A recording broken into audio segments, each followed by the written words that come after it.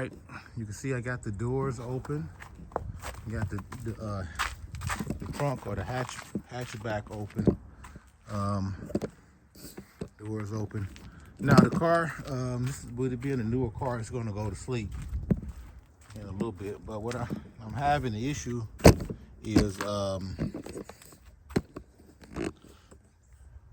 I had to jump the car off yesterday, and I let it run for a little bit. Well, I didn't jump it off. Actually, I put the battery charger on there. So I put the battery charger on there, charged it up, started, let it run for a little bit. And then I turned it off, and I came out this morning, and it wouldn't start.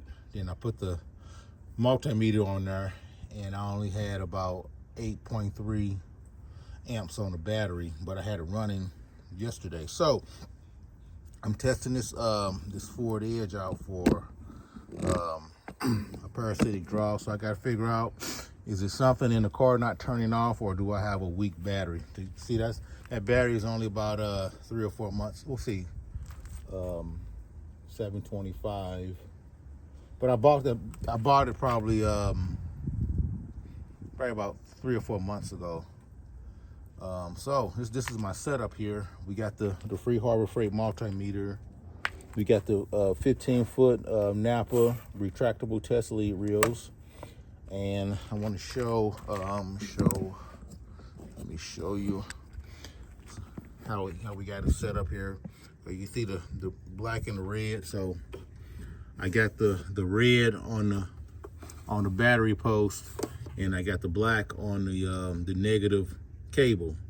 So I'm gonna let this car sit for a little bit, and I'm gonna see if it's the battery or if it's something on the car not turning off. All right, I'm back on this 2008 Ford Edge. So it looks like we do have a parasitic draw here. So it's jumping around between, well, you can see it. So I'm gonna come out here and see what's draining the battery. And we just see what we got in a little bit. So I wanted to show that.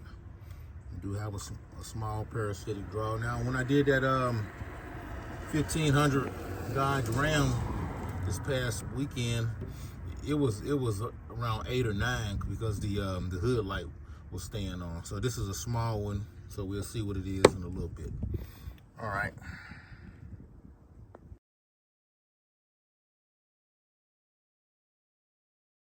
Okay, I went all over the car. I went through both fuse boxes, went all over. Just find out what was giving me this parasitic draw. Let me show you this here, what I found. I'm using a thermal gun, so this is a good investment to have. Well, you can. This is quite expensive. You can get a little cheap one, but this here, if you see that,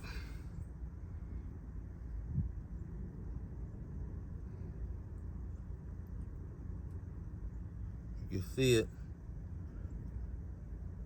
So now I'm finna come back. I'm finna bring the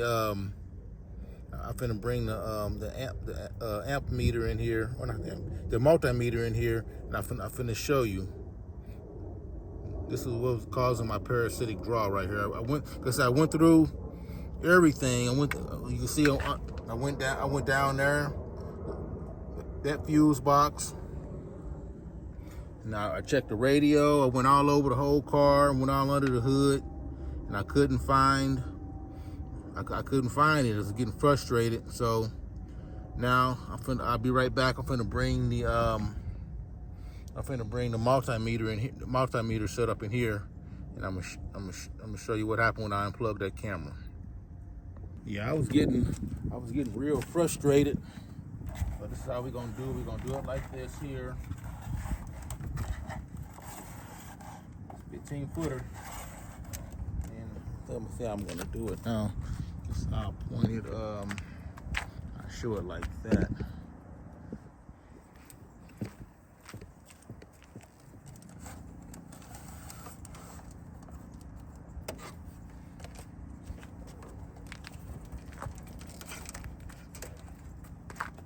Okay, you see that? I'm getting it. See how long it is, and now I can just come in here. Let me see. I like to make make it a little bit longer. Got as long as it's going to get. So I'm gonna put that here on, and put that on the ground.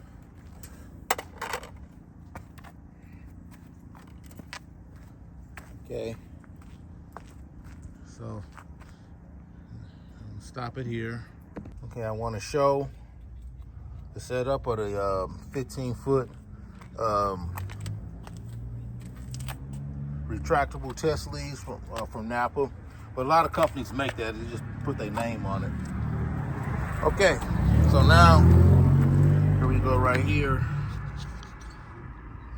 Okay, here we go right here. Okay, I noticed something when I looked over here. It had that red light on. Then I put the thermal gun on it, and you can see the temperature, because everything else is between, because it's kind of cold today, between 37 and 37 and 48. You see that bad boy? See how it's lighting up? Okay, now let me unplug this. Watch this.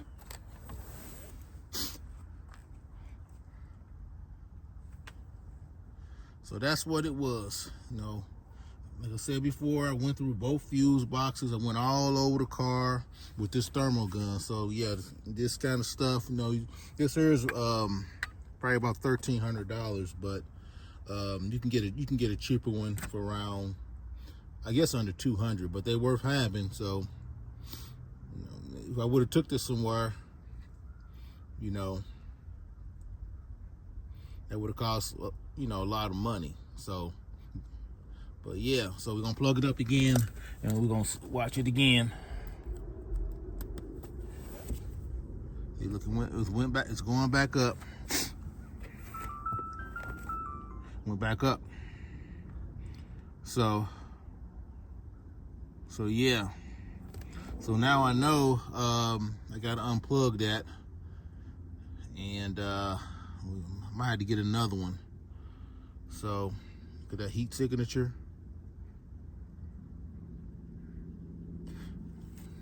Yeah, let's do it one more time. Free Harbor Freight multimeter.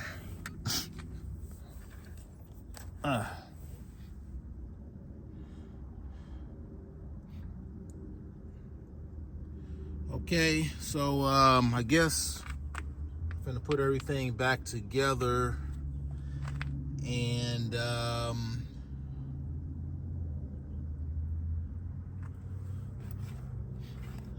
think that's normal right there, just a little tiny little bit. I'll see if it starts tomorrow morning. All right, I'm gonna stop it here. Okay, I'm gonna show. I'm go ahead and put a charge on the battery. I'm gonna send a link. I got 2 videos where showing me replacing these battery cables, because those were an issue too. Because this one, I replaced this one. Then I came back and replaced this one here. This one was, you can see that right there. It was getting so hot, so it was rusted and corroded. So I changed the entire battery cable, and I'm gonna send a link to that. But I'm putting a charge on it. I'll go ahead and charge it up. It shouldn't take that long, because this morning it didn't take that long. Just put a little charge on there and come out sometime tomorrow and start her up and see what happens. See if I lick the problem. So yeah, so this was it was a process to figure out, you know, because originally it was starting out with the battery cables were bad. I mean, yeah, the battery cable ends were bad. This whole battery wire was it was all corroded on the inside. But I'm gonna send a link to that video. If you can go check that out, go ahead and check that out. So I think this vehicle, we had that dash cam. I had that dash cam a while, so you know, that's just another thing I had to discover. So okay. So I'm gonna put a charge on it. Yeah, I'm not gonna drive it. Well, I can't say I won't drive it, but I'm gonna try not to drive it, and we're gonna see what happens tomorrow.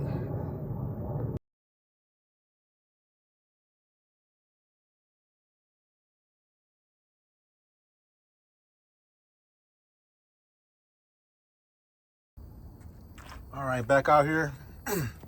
It took about 3 hours for this to charge. So now I'm finna unhook everything and see what happens sometime tomorrow when I come out here. If I conquered the beast.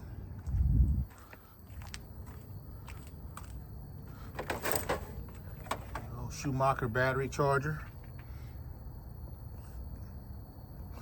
That's a great. those little battery chargers are pretty good. Not gonna break the back, even though I do got some more expensive ones, but I tend to use this one more than I use the more expensive ones. You know, I got a I got one that costs about $700, just sitting over in the corner. So, but it does 6, 12, and 24 volt systems. But just sitting over in the corner. But this little guy here, $45. Great to have. Or now Harbor Freight got one that's similar. Sometimes it go on sale for like $30. That's good to have. So yeah, definitely get you a little small battery charger like this. Have it, because you know if your car is dead, that's my throat. If the battery's all the way down, the battery jumper is not going to work, or at least not the portable ones. Now the ones you plug into the house, you know, I got one. I got 2 of those. You just kind of leave it out here for a couple of hours, and it's constantly giving it, you know, 250 amps of electricity or whatever. It eventually get the car started. But but this guy here, you know, $45. You can't beat it. All right, I got a little anxious to come out and check on the car, so it's holding strong. That's the voltage right there. That's how I got it set up. So I just wanted to come out and check on it. It's been that was about 10 hours ago. And I said, when did I stop? And it's been about close to 7 hours since I completely charged the battery. So just using the Nevo light here, pretty good light, nice good magnet. You know, you can turn on. Most of the time I just use one, but you got one over here too. So most of the time I just use one. Now if you use both of them at the same time, you might have maybe about a half hour run time on it. But yep, so like we conquered the beast here. So I just wanted to show that. All right.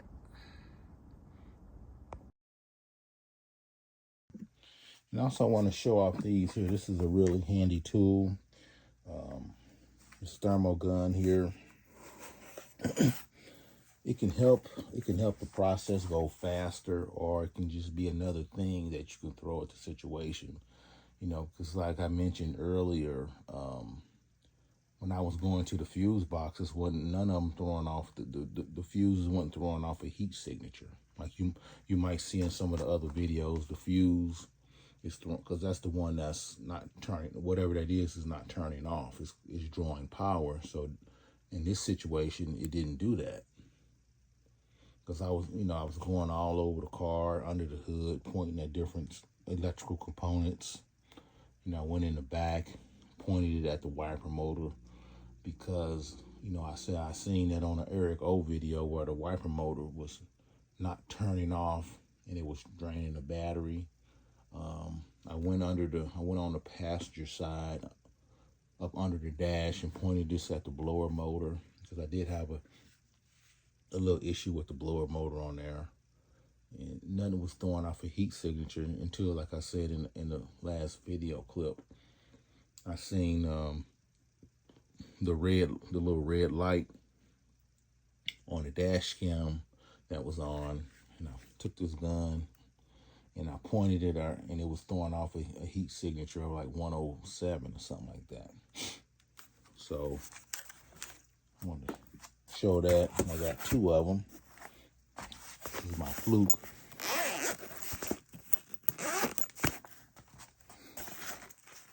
My fluke, that's my fluke right there. So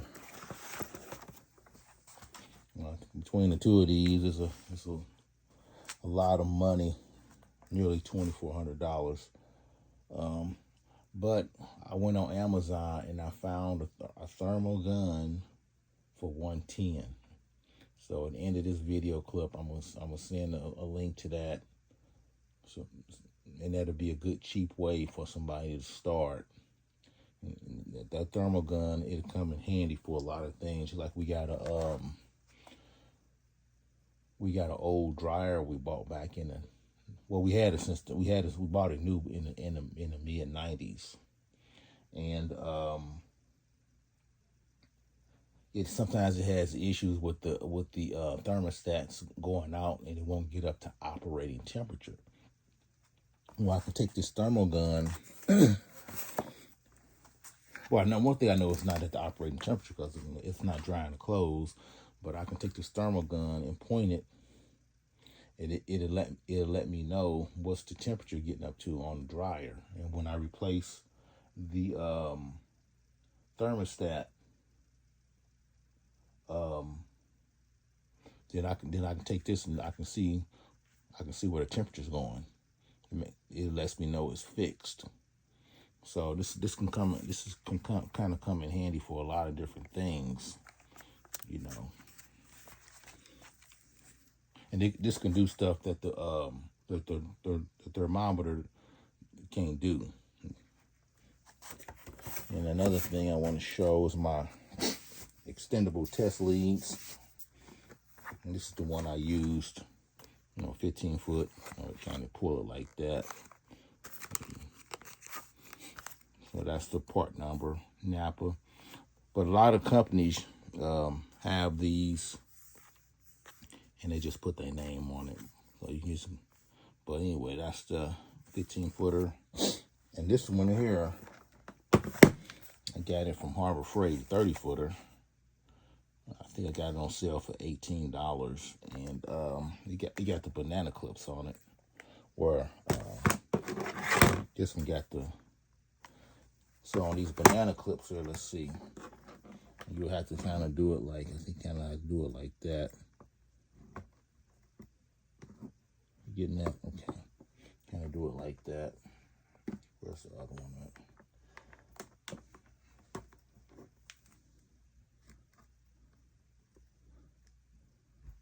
Kind of do it like that. Is that in there?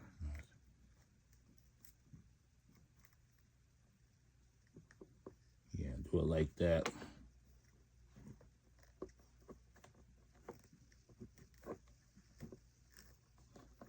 Make sure it ain't touching. Okay, kind of do it like that.